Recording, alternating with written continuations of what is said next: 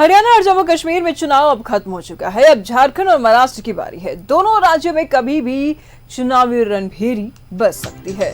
हरियाणा के रिजल्ट का झारखंड पर बड़ा असर पड़ रहा है। झारखंड बीजेपी का उत्साह बढ़ा हुआ है। केंद्रीय नेता और सक्रिय होंगे। शिवराज सिंह चौहान, हिमंता बिस्वा शर्मा और भी जोर लगाएंगे। एनडीए गठबंधन में सहयोगियों को माननी पड़ेगी बीजेपी की बात। तो वही झारखंड के कांग्रेस की जेएमएम पर निर्भरता बढ़ेगी। सीटों के लिए मोल भाव में कांग्रेस के दावे भी हो सकते हैं कमजोर। बीजेपी से सीधी लड़ाई वाले राज्य में पिछड़ती है कांग्रेस।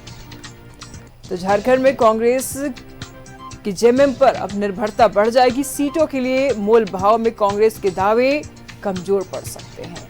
तो सीधा असर झारखंड में भी देखने को मिलेगा। हरियाणा, जम्मू कश्मीर में चुनाव अब खत्म हो चुके हैं, लेकिन इसका असर झारखंड की सियासत में, झारखंड के समीकरण पर भी पड़ेंगे। तमाम जानकारी के लिए अजय लाल इस वक्त हमारे साथ जुड़ चुके हैं। अजय लाल, जम्मू कश्मीर और हरियाणा में चुनाव खत्म हो चुके हैं, नतीजे बेहतर आए, क्या लगता है इसका असर झारखंड की राजनीति में, झारखंड की सियासत में कितना पड़ने वाला है?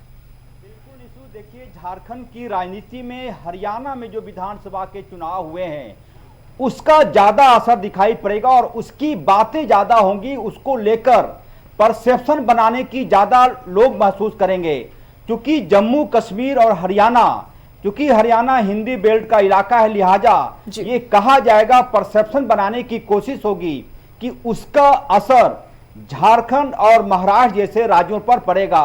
और राजनीति में एक मैसेज जाता है लोगों के पास, जब आप किसी राज्य में चुनाव जीतते हैं, आपकी सरकार बनती है, तो उसका इंपैक्ट यह पड़ता है कि अन्य राज्यों में जो पॉलिटिकल पार्टियों के कार्यकर्ता हैं, चाहे वो भारतीय जनता पार्टी हो या फिर कोई और हो, कार्यकर्ताओं में एक उत्साह जाता है, एक संचार जाता है और लगता है यदि मेहनत किया जाए तो झारखंड में भी इसके अच्छे परिणाम आ सकते हैं। आपको कल जिस प्रकार से हरियाणा के चुनाव परिणाम आए, हालांकि जो चुनावी जो आंकड़ा है, जो भारतीय जनता पार्टी के पास बहुमत का आंकड़ा है, बहुमत से 5-6 सीट भारतीय जनता पार्टी आगे है, लेकिन तीसरी बार हरियाणा में सरकार बनी, इसका मतलब यह हुआ, इसको इस प्रकार से बोलने की, इस प्रकार से इसका परसेप्शन बनाया जाएगा कि भारतीय जनता पार्टी बेहतर काम कर, कहा जा रहा है कि पिछले 57 सालों के इतिहास में हरियाणा में यह पहला मौका है जब तीसरी बार किसी को सरकार बनाने का मौका मिला। इसका मतलब यह हुआ कि इसके कई प्रकार के नैरेटिव झारखंड में गढ़ने की कोशिश होगी और कोई डाउट नहीं कि भारतीय जनता पार्टी हरियाणा के चुनाव परिणाम को इनकैश करने की कोशिश करेगी झारखंड विधानसभा चुनाव में। और ये उन्हें करना भी चाहिए, उनका नैतिक अधिकार भी बनता है कि किसी राज्य में यदि पार्टी की जीत हुई है तो उसे लेकर बातें की जाए और उसे लेकर वोटरों को साधने की कोशिश हो। दूसरी तरफ जम्मू कश्मीर का चुनाव परिणाम यह बताता है कि कांग्रेस बेहतर स्थिति में है, लेकिन एक मामला यह भी है, एक तथ्य यह भी है कि जहां जहां कांग्रेस को भाजपा से सीधे मुकाबला करना होता है वहां उसकी फजीहत हो जाती है, वहां उनकी सेहत खराब हो जाती है। लेकिन जहां जहां कांग्रेस को सहयोगियों के साथ मिलकर भारतीय जनता पार्टी से लड़ना होता है, मुकाबला करना होता है, वहां पर कांग्रेस परफॉर्मेंस अच्छा करती है। झारखंड की बात करें तो यहां पर भारतीय जनता पार्टी को सीधा मुकाबला झारखंड मुक्ति मोर्चा के लोग देंगे, कांग्रेस सहयोगी के रूप में रहेगी। मतलब कि आपको कांग्रेस को झारखंड मुक्ति मोर्चा के रहमो करम पर सीट शेयरिंग का मामला हो, सीटों की अदला बदली का मामला हो, कांग्रेस अब सीधे मोर्चा लेने की स्थिति में नहीं होगी, उसे एक सहयोगी चाहिए।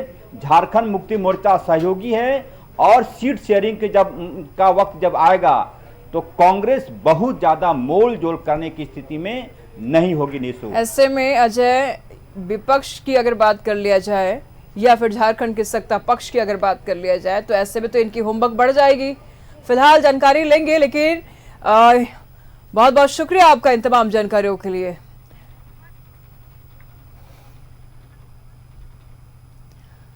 तो हरियाणा और जम्मू कश्मीर में बीजेपी ने हैट्रिक लगाई है।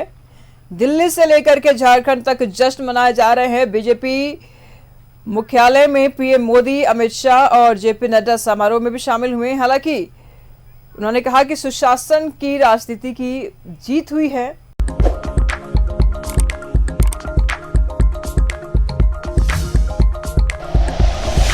Like and share videos, subscribe करें हमारा चैनल और प्रेस करें बेल आइकॉन। न्यूज़ 11 भारत, सच है तो दिखेगा।